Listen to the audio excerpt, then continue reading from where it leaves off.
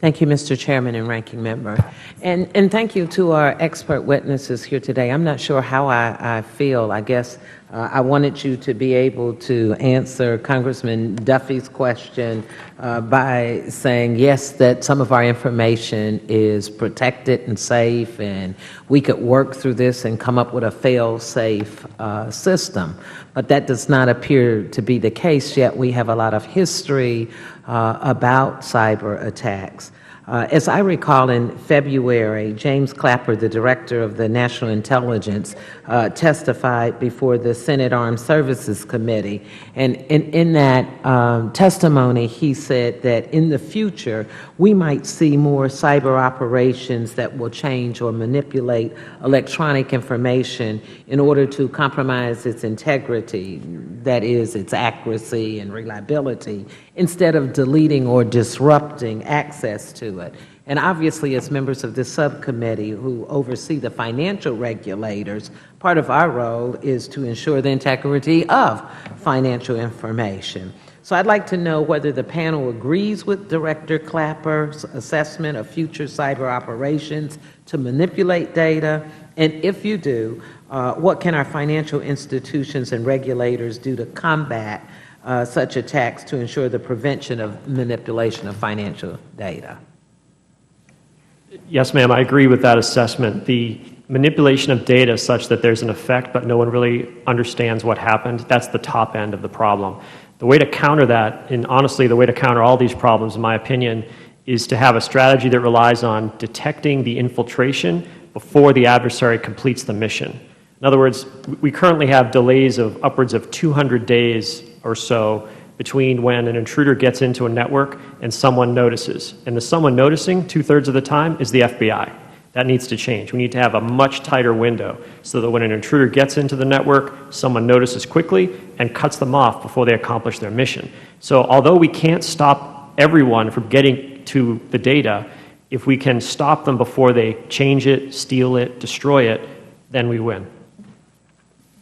I also agree with General Clapper, the ODNI, on that. I would say there's another half of that equation, which is actually more disturbing. I mentioned this briefly, and that's the insider threat.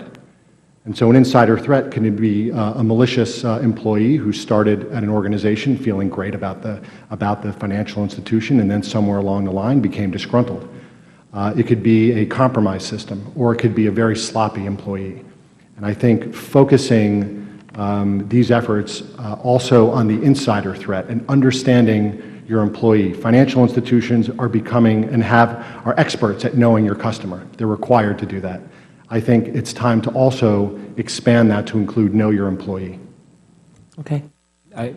Sadly, I too agree, and we've actually seen it based in recent public cases as well, that the data has been manipulated. But I think in terms of your oversight responsibilities, if I may be so presumptuous, I mean, what makes this committee so significant is a sustained campaign against our banks, markets, clearinghouses, or other areas is the potential to erode trust and confidence in our very systems itself. Okay.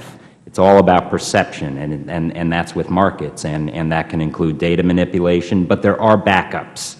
There are ways where you can stave off the bleeding, and I think both the other witnesses said there's a lot more we can do in terms of detection. And I might note, of all the sectors of our critical infrastructures, yours is so much further along than others. I'm actually worried about regional banks more than I am Wall Street. It's Main Street.